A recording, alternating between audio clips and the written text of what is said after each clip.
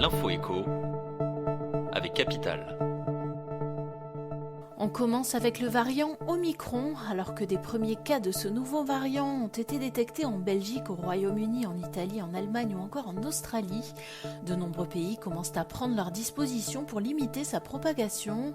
Ainsi, l'Union européenne a recommandé vendredi de suspendre toutes les arrivées en provenance d'Afrique australe.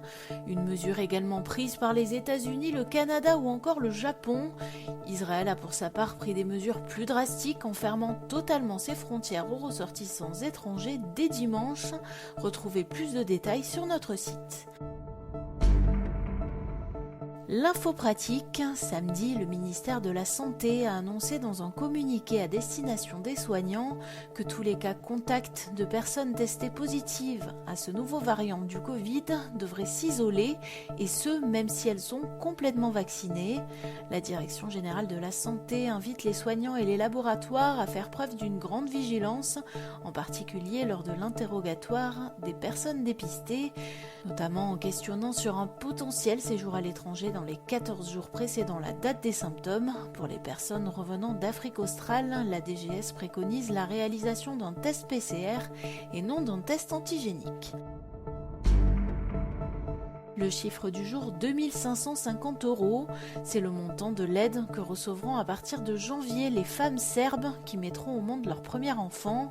Face au vertigineux déclin de son taux de natalité, la Serbie a décidé de passer à l'offensive avec une série de mesures. Le président Aleksandar Vučić a ainsi annoncé le triplement de l'aide attribuée pour un premier enfant, mais également une augmentation des autres aides à destination des familles nombreuses.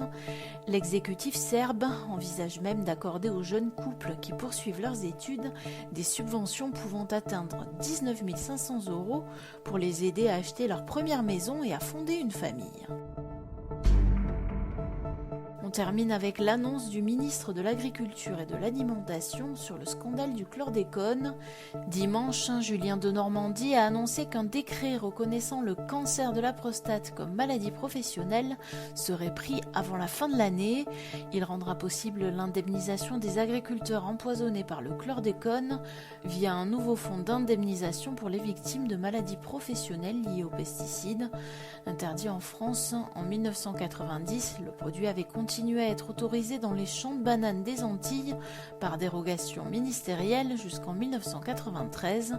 Une expertise de l'Institut national de la santé et de la recherche médicale, publiée en juin, avait confirmé une présomption forte d'un lien entre l'exposition au chlordécone de la population générale et le risque de survenue de cancer de la prostate. C'était l'Info écho avec Capital.